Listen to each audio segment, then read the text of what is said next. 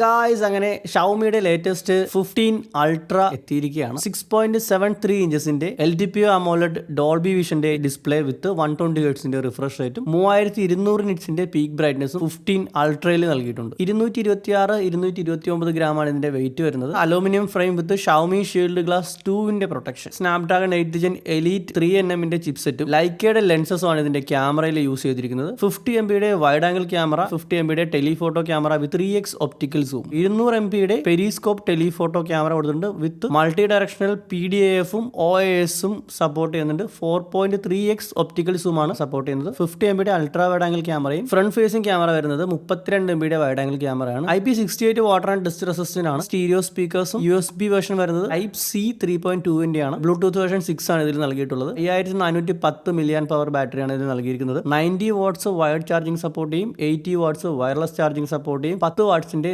Reverse wireless ചാർജിങ്ങും latest Xiaomi 15 അൾട്രയിൽ support ചെയ്യും. പ്രൈസ് വരുന്നത് 512GB 16GB വേരിയന്റിന് 1,09,999 രൂപയാണ്. പ്രീ ബുക്ക് സ്റ്റാർട്ട് ചെയ്തിട്ടുണ്ട്. കൂടുതൽ വീഡിയോസിനായി സബ്സ്ക്രൈബ് ചെയ്ത ചാനൽ.